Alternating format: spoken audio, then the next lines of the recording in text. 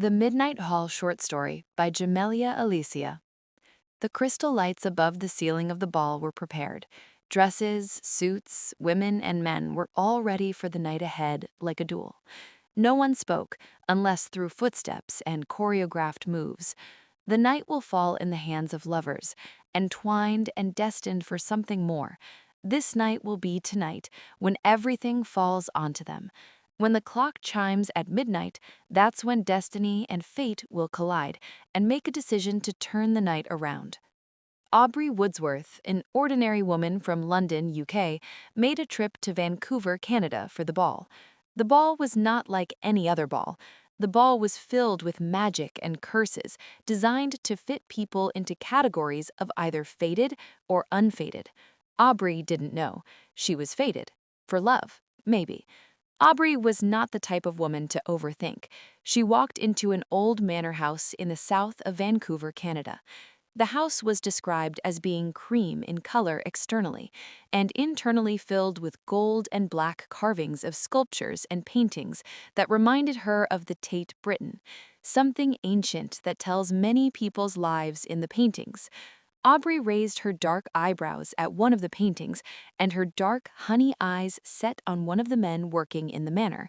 She was intrigued, as the man was described as being tanned, with dark hair and dark eyes.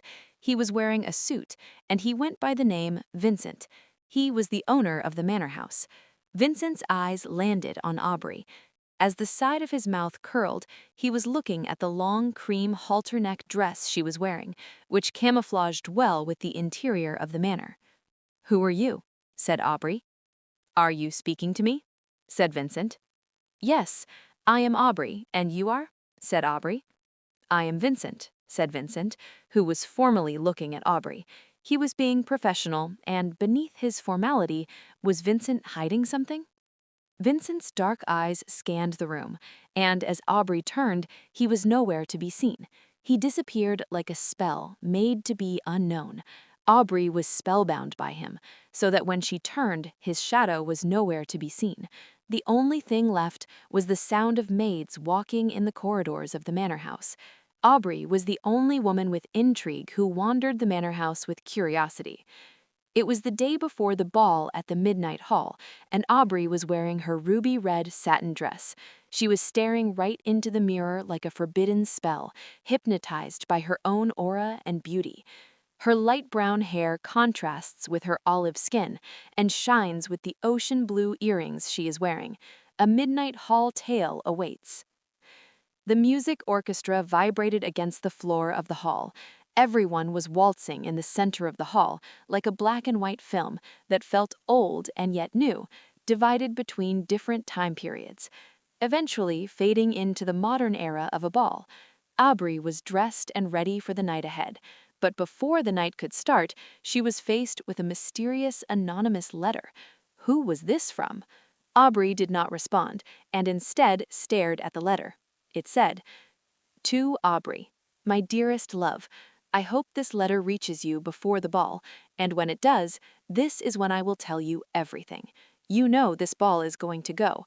They are going to choose partners, and then at midnight, the fate of each lover in the hall will be tested. Who will be fated and unfated? I am sending this letter as a warning.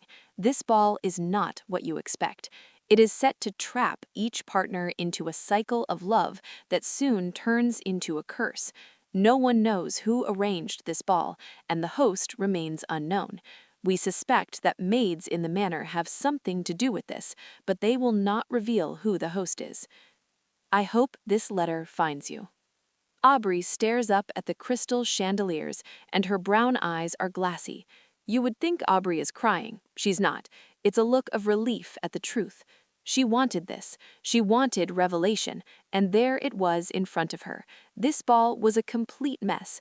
No one knew who had invited the partners, and Aubrey questioned who had invited her to the manor. She remembered getting the letter, and it did not mention who it was from. All she knew was that she wanted to go on a lifetime trip to Canada, and at her age, anything was possible for a 22-year-old. When she turned around, that's when she felt a hand on her waist. She looked up and recognized the man. His dark eyes and tanned skin were golden against the ball lights, and they moved swiftly across the dance floor like children who knew each other. They knew each other through distant times and separate lives. Aubrey felt this deadening and saddening feeling of old turning into the new, through her teenage years, going into her early adult years, that people were out to get her. Get her. They would force her to die, and with this, she resisted the urge to feel dead and instead felt alive. At times, she questioned whether it was her race. No.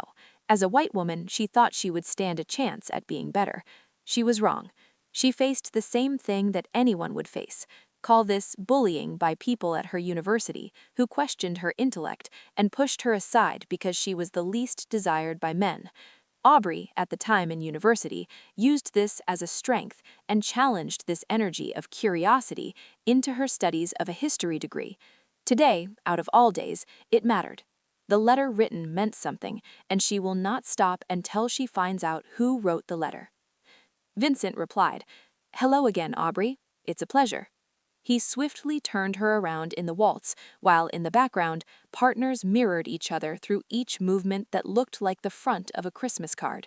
Years of feeling fallen, through each movement, she resurrected the power of resurrecting herself, thoughts of death, and turning each sway of hand into a chorus of song. Eventually, the intertwining of hands shared between them became a voice of love that sang higher than the gates of hell and opened the doors of heaven into a new realm of dance. I twirled and I didn't stop until he finally caught me in his arms and carried me up to the ceiling of the hall, where I could see the creases of his sweat from his eyebrows against the traditional lighting. I had an escape. I had a purpose, and all that I faced back then that came to me before the waltz no longer mattered. What mattered was the bond we had that was fated. Something happened. A group of men and women behind the orchestra of the ball came towards us and paused in an elegant stance. They looked directly at us and said, "It looks like this is another fated couple." "Yes, what is that supposed to mean?" said Aubrey. "This means you have moved to the next stage of the fated duel. Your fate lies in our hands now." Aubrey and Vincent looked at each other and back at the group of men and women wearing a mixture of suits and gowns to disguise their real ethereal identities. Vincent knew something was off, but he didn't want to admit it. Aubrey already suspected it, as it said in the letter, so she made the decision. She took the letter out to hand. She said, "Can you explain this?" An extended pause lingered between the partner and the group, and no one spoke, until one man in the group raised an eyebrow. He said, "Aubrey Woodsworth, it looks like we haven't formally met. It appears that the letter went to you by mistake." "No, this can't be true. There must be a reason, a valid point. For this, yes, it appears that the letter was dropped by mistake, but you are supposed to know this." "No, this is some trick and scam. I'm not a fool, and certainly not taken for one. While yes, the duel has started, keep dancing and remember to forget and follow the rules of the duel, or else you will be unfated." No one knew this and duel of survival, and everyone had their input, no matter who they were.